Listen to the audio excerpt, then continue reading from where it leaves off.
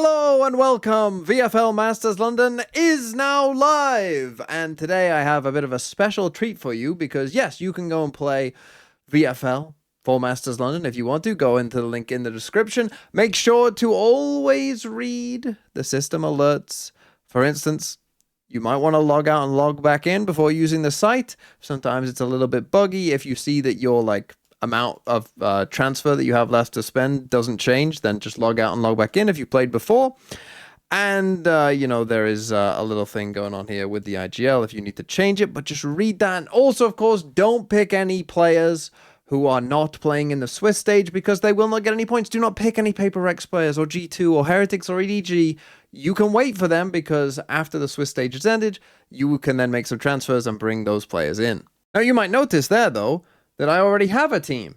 So where's the team selection video? Well, this is both the announcement and the team selection video, and there is a good reason for that, and that is because for the first time ever on VODFOD, so you can go and check it out, we did the first ever, really, VFL draft, where me, Shio, and Sideshow basically drafted the players. Now, of course, we still had to stick within the budget. You will see that my team still costs 50 Valorant points. I still got some cheap players in there, so it's not exactly like perhaps, an NFL fantasy draft or something, where you just pick players no matter what. But I think it does still kind of work out and still is quite interesting with the costs in there as well. Now, if you want to run your own draft, I think it is possible to do so.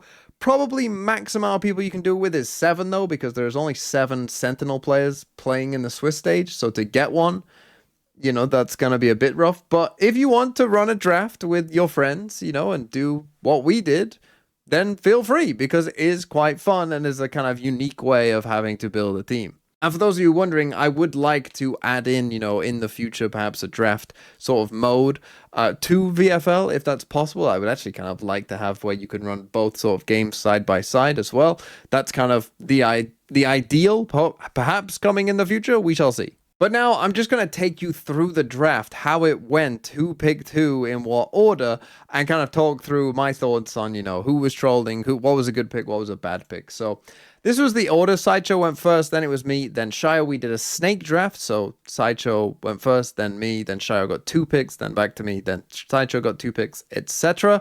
And this is the way it went. So Sideshow first pick went with Primi, the most expensive player.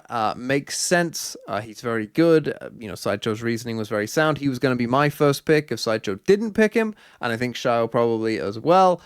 Obviously, we're expecting Primi to do pretty well. I'm expecting Full Sense to do pretty well, as you'll see in my team. So yeah, this was a perfectly fine pick. Sets him up well for the future as well. Gives him a good IGL, all of that. I then picked Kiko. Now, you will see early on during this, there was a bit of a run on NRG players. And NRG, of course, play against BLG first. XLG first. And so we're expecting NRG to win that game. And therefore, you're expecting them to get out of Swiss, which is important in VFL for Masters. Getting your players through, obviously, not having a team of 5 or 4 players. So, yeah, Kiko, very solid choice, I think, overall, going into my controller slot. Shio then picked Neon from Lev, which again, I think is perfectly reasonable. He's been popping off. I would expect him to pop off again. I don't see any reason why not. So yeah, Shio picking Neon, a perfectly good choice. He then went and picked Mada. Now, this is where, and you'll see Shio later on, I think most of you will look at his team and be a bit like, did he pick the best team he could have? And I think this is where it gets a little bit interesting in terms of game theory, because I think Shio at this point was just thinking, well, just pick the players who you think have a good chance of going through and, who you think are good players. But the thing is, Matter and Neon both cost quite a lot. So he was pretty heavily loaded up, already in pretty expensive players, which you'll see, kind of meant that he might be struggling a little bit later down the line. I then went Brock. So again, you see the run on NRG players is coming in. Brock as well has been fantastic during the playoffs, was my thinking. I knew I wanted to go heavy on NRG, as did Sideshow, who then picked Scuba. So Sideshow went for a more kind of, cheaper approach there, going for Scuba, but also picking an NRG player. So at this point, we've all got an NRG player, and I've got 2, kind of showing we're all pretty high, I guess, on NRG's chances of making it out of Swiss. From there, Sideshow then went King. And up to this point, I was like, I'm not against the Matter pick. I might have even picked, for instance, if Shio picked Brock, I might have picked Matter as well. So I wasn't fully against it. This King pick from Sideshow, I thought was, a little bit strange. Is King really going to frag out that heavy? Again, Lev, I expect to probably get out of Swiss, but is King going to be like the heaviest fragger in the world? I mean, Sideshow's pretty high on Lev in general, so maybe he, thinks the world of King or whatever, but I thought that there was maybe better choices here that someone could have gone for. I then picked Cruz. And here's the thing about what's interesting about doing a draft while still having, the restraint of the cost in there, is it makes it very interesting in terms of often some of the cheapest players will be pretty high priority picks. And it was for me, right? That I'm already picking Cruz, who's joint, the cheapest player. The reason for that is because I thought he was clearly the best option at that cheapest price, right? In terms of playing for a team that I believe will do pretty well. I'm not expecting big fragging numbers from Cruz, of course not. But he's a cheap player who filled a sentinel role as well, where I didn't think there was a ton of good options, and there was already, Neon was off the board, Scuba was off the board already as well. So already limited options in that role. And so I went for Cruz, who, again, might not have been the best player, but there was a game theory to this that both Shayo, had picked Mata, and Sideshow had picked Primi. So they both had duelist players already. So I knew I could kind of wait because I didn't have a duelist player just yet. Shayo then picked Ethan, so that's all 5 NRG gone within the first 9 players. Now again, I think Ethan is a perfectly fine pick. I don't really have a problem with Shayo picking Ethan there. But then he went and picked Vukashu. Now, me and Shayo, have both been very high on Vukashu. If you've watched, the top 10 players, or if you watched Plat Chat, you'll know, we're both very high on Vukashu. So I was thinking at some point, look, if Vukashu is there at the end and I can afford him, and I've got a slot for him, maybe I'll just pick Vukashu for the fun of it. He decided to go for it here, but again, Vukashu is, not a cheap player necessarily. So at this point, he's already loaded up on, Neon, Mata, Vukashu, 3 pretty expensive players, which I think later on, Shayo may have come to regret a little bit, as you'll see, because at this point, I then picked Killua, who, again, I just thought, good value, double up on full sense, a team I feel pretty good about. Killua's a pretty good player, and so I'm pretty sure Sideshow said, that was going to be his pick, so I was happy with Killua there. So Sideshow, instead of Killua, then picked Blows, again, doubling up on Lev.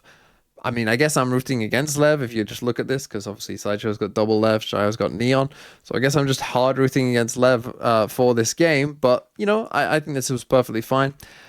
Then Sideshow went Chronicle. Now, this was the first Vitality player off the board, which again, I think coming in like a week ago when Vitality qualified, I thought people were pretty high on Vitality. I thought that was like, a team people really thought were going to do something pretty good at this tournament.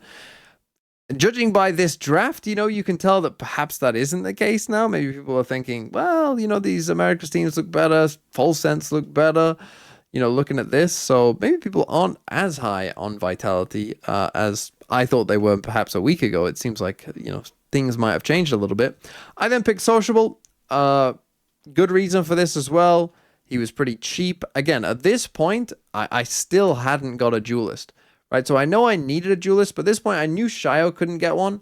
So after Sideshow picked Chronicle, at this point, I was like, okay, well, I can pick Sociable, and I know that Shayo can't really afford a good duelist, so, I can let him have his 2 picks, and then I'll pick before Sideshow again, and then I can get, whoever I want.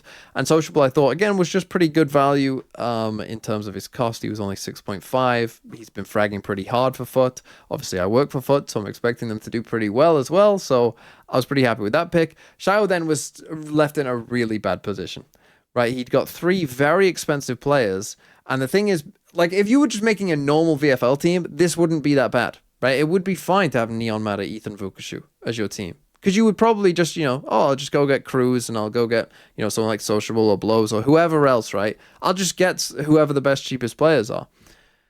But the best, cheapest players, I have already gone.